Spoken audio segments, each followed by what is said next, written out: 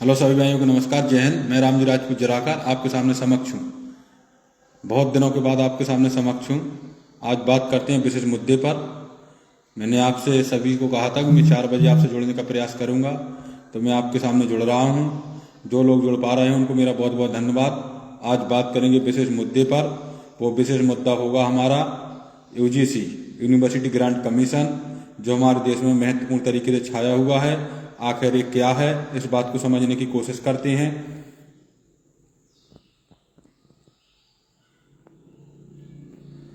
जो लोग जुड़ पा रहे हैं उनको मेरा तहे दिल से धन्यवाद। स्लो कनेक्शन की शिकायत, क्या बात है यार। जो लोग जुड़ पा रहे हैं कृपया अपना नाम प्रतिशत करें। आप वॉइस आ पा रही है तो कृपया कंफर्म करें। धीमा कनेक्शन की शिकायत आ जाती है।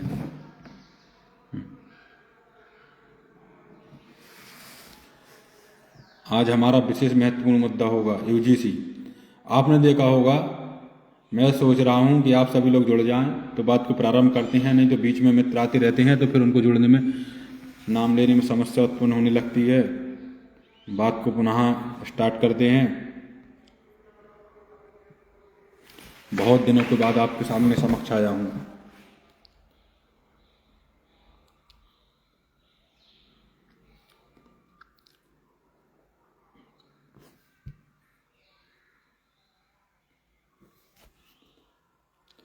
जितने मित्र जुड़ रहे हैं धन्यवाद। जो लोग जुड़ पा रहे हैं बहुत बहुत धन्यवाद। अपना नाम प्रतिशत करें।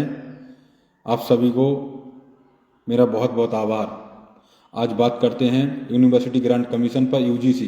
जो यूजीसी की नई गाइडलाइंस आई है, इस पर बात करते हैं। आखिर ये क्या है, क्या मसला मचा हुआ है देश के अंदर। जो लोग जुड़ पा रहे हैं कृपया कमेंट करके अपना नाम प्रतिशत करें और अवगत कराएं। आवाज आ पा रही है। हमारे इस समय आदरणीय राजेश वर्मा जी जराकर से जुड़ रहे हैं, उनका मेरा बहुत बहुत धन्यवाद। वर्मा जी कंप्यूटर जराकर। जो लोग जुड़ पा रहे हैं उनको मेरा बहुत बहुत धन्यवाद।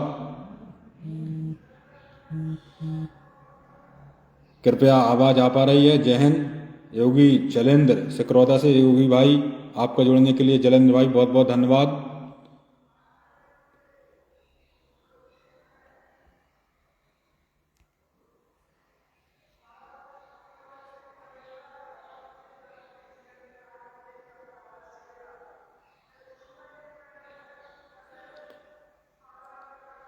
जो संदीप भाई रेलवे चिल्ली गोढ़ा, दो जगह के हिस्सेदार हैं भाई आप। इलाहाबाद से जुड़ने के लिए, प्रयागराज से आपका जुड़ने के लिए बहुत बहुत धन्यवाद।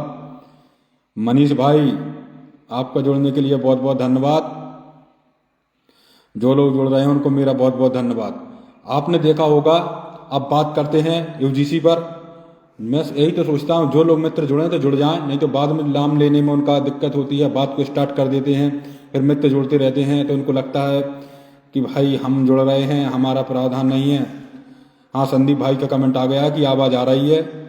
और यशवंत सिंह, प्रिय मित्र गोहान से यशवंत लम्बादार, आपका जुड़ने के लिए बहुत बहुत धन्यवाद। विष्णु भैया गिरवर से जुड़ने के लिए बहुत बहुत धन्यवाद।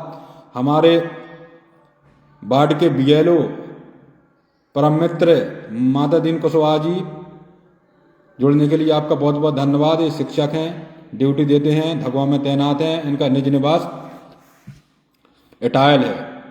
जो लोग जुड़ रहे हैं उनको मेरा बहुत बहुत धन्यवाद। जय श्री राम विष्णु भाई, जय श्री राम।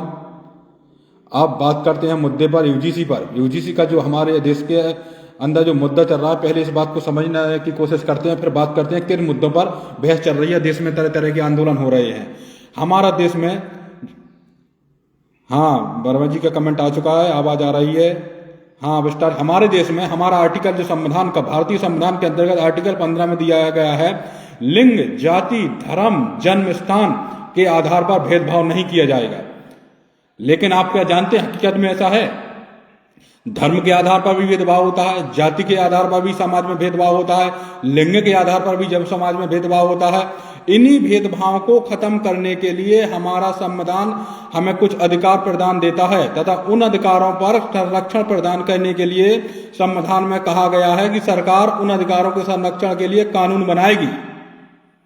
लेकिन मैं आपको बात करता हूं, हमारे देश के गरीबी मापने वाले पैमाने में भी गरीबी का मात्रक होता है और जब भेदभाव की आती है तो हम लोग जब दबा के भेदभाव भी करते हैं, जबकि हमारा संविधान कहता है कि भेदभाव लिंग, जाति, धर्म, जन्म स्थान के आधार पर नहीं किया जाएगा।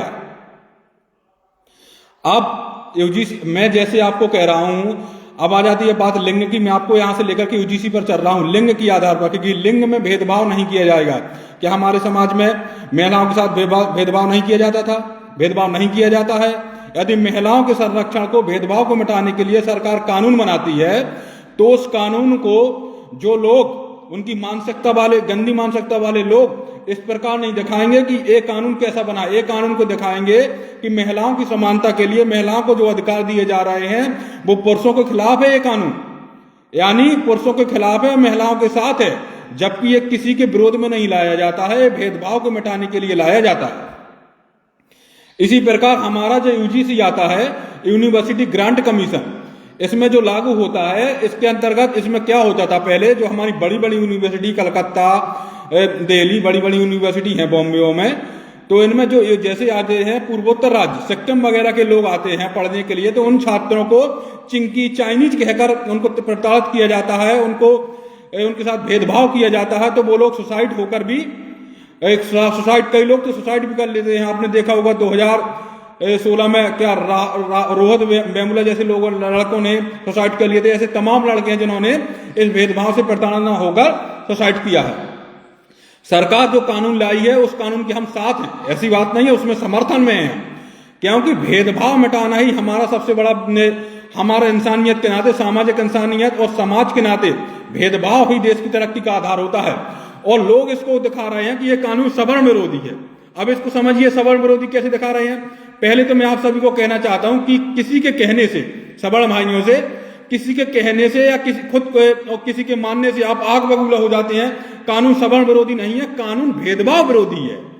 आप उस कानून को पढ़िए, स्वयं तर्क कीजिए, फिर उस बात पर बहस कीजिए। बहस करने का भी प्रावधान होना चाहिए।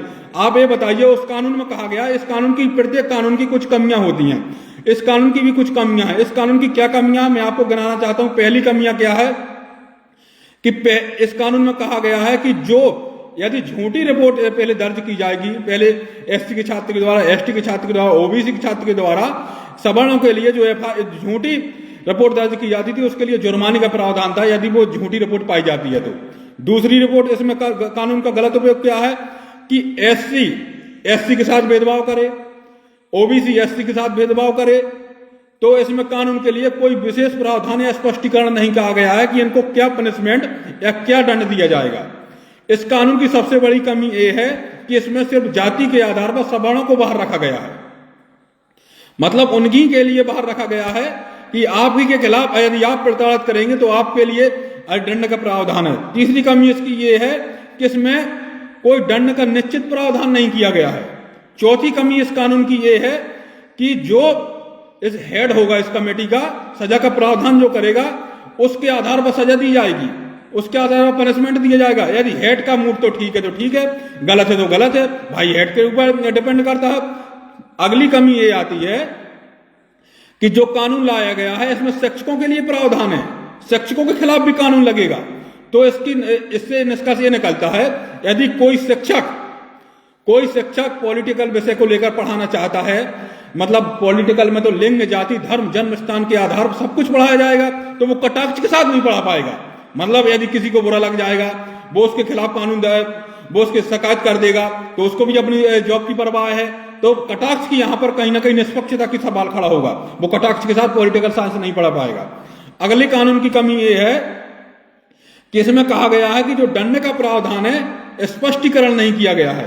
लेकिन आप ये बताइए, आप ही सवर्ण विरोधी क्यों समझ रहे हैं इस कानून में? उसमें भेदभाव के खिलाफ लाया गया है। इस कानून की गाइडलाइन से इसमें कहा गया कि धर्म के आधार पर, तो धर्म क्या सवर्ण अकेला आता है? एससी, एसटी, ओबीसी, सवर्ण सब लोग आते हैं धर्म में। तो फिर इसका अगला प्रावधान आता है कि जाति के आधार पर, जाति में क्या सवर्ण कहलाता है?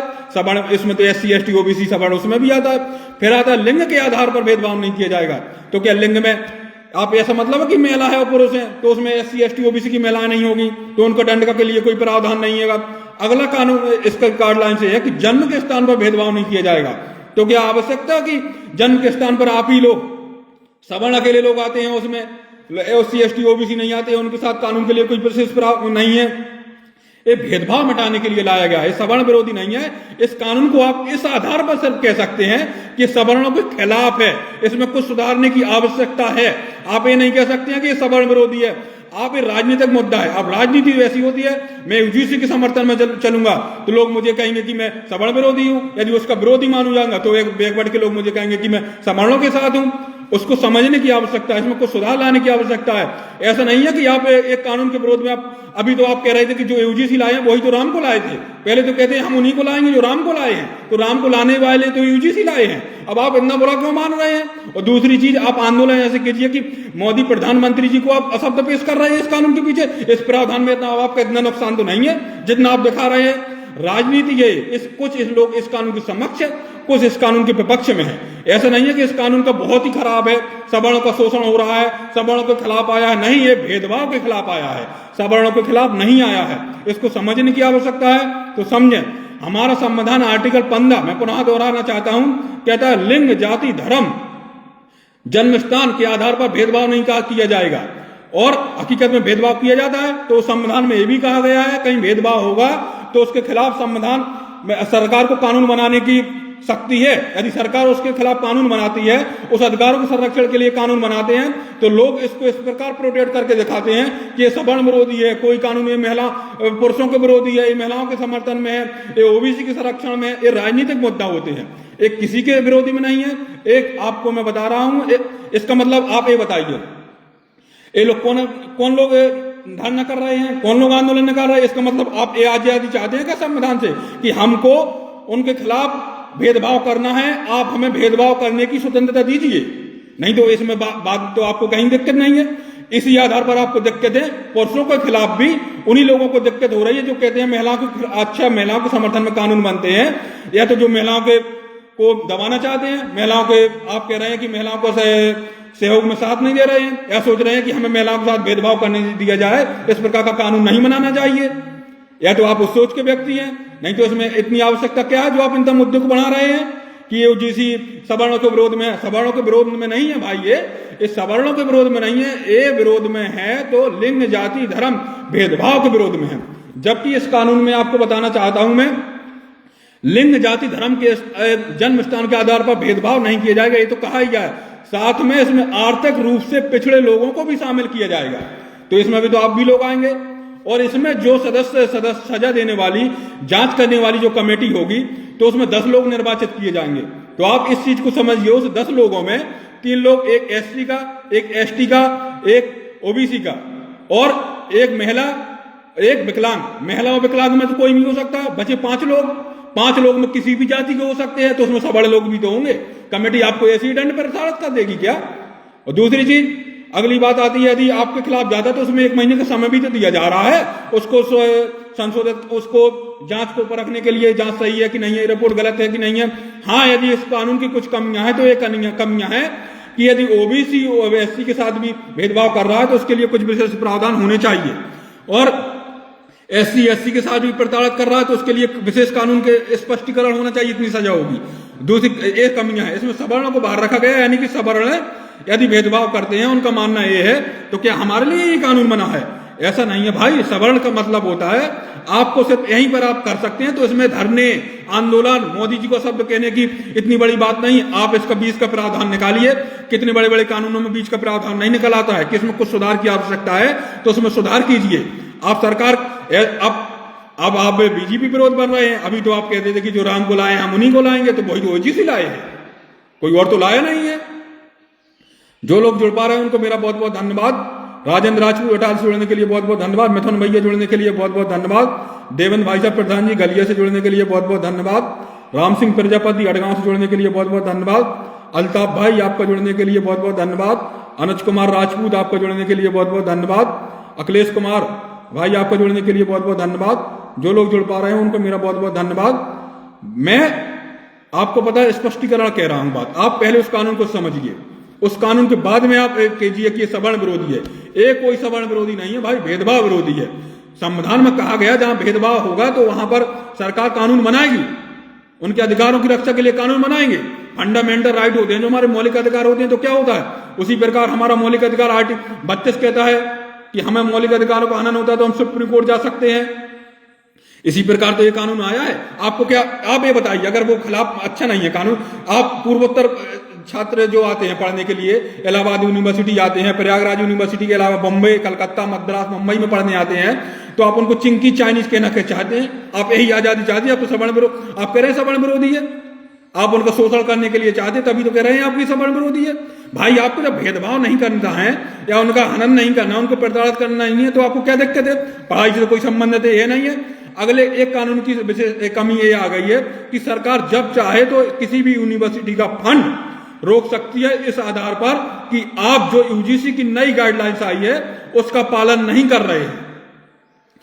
जो आप किसी भी यूनिवर्सिटी का सरकार फंड रोक सकती है कि जो नई गाइडलाइंस आई है वो, और आप उसका गाइडलाइंस का पालन नहीं कर रहे हैं तो किसी भी यूनिवर्सिटी का सरकार फंड रोक सकती है। एक कमी इसकी ये है। तो क्या दिक्कत है भाई, नई गाइडलाइंस का पालन कीजिए, भेदभाव को मिटाइए। आप भेदभाव करना चाहते हैं तो इसका मतलब आप यही चाहते हैं ना, हमको आजादी कीजिए कि हम भेदभाव जारी रखना चाहते हैं, इसलिए तो आप इसके खिलाफ में कर रहे हैं। जो लोग जुड़ रहे हैं उनको मेरा बहुत बहुत धन्यवाद। आदरणीय इंजीनियर रणविजय निषाद जी, जिला पंचायत सदस्य उरई से जुड़ने के लिए आपका बहुत बहुत धन्यवाद। अभिषेक सक्सेना जी, आर्मी से जुड़ने के लिए बहुत बहुत धन्यवाद। शक्ति ठाकुर जुड़ने के लिए बहुत बहुत धन्यवाद। आवेश जराका जुड़ने के लिए बहुत बहुत धन्यवाद। भूपेंद्र खजांची धमना से जुड़ने के लिए बहुत बहुत धन्यवाद। सत्येंद्र भैया जुड़ने के लिए बहुत बहुत धन्यवाद। प्रदीप भैया जुड़ने के लिए बहुत बहुत धन्यवाद। ब्रजेंद्र राजपूत जी आपका जुड़ने के लिए बहुत बहुत धन्यवाद। जो लोग जुड़ पा रहे हैं उनका मेरा बहुत बहुत धन्यवाद। राजेश राजपूत जी आपका जुड़ने के लिए बहुत बहुत धन्यवाद। मैं अपनी बात यहीं पर समाप्त कर रहा हूं। शिवम महान टेकरिया से जुड़ने के लिए बहुत बहुत धन्यवाद। भाई सोच बदलिए, पहले उस कानून को समझिए, बाद में उस कानून का विरोध कीजिए।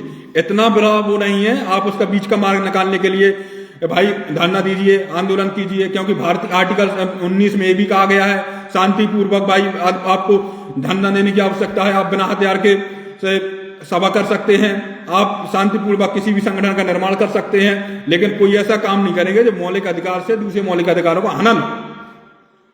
तो उसमें तो दूसरों को मौलिक अधिकारों का हनन होता था ना यार। हमको कोई प्रताड़ित करे कि ये बुंदेलखंड वासी आए हम दिल्ली में पढ़ने, हमको कैसा लगेगा? इसी के बाद मैं अपनी बात समाप्त करता हूं। जय हिंद, जय भारत, इंकलाब जिंदाबाद।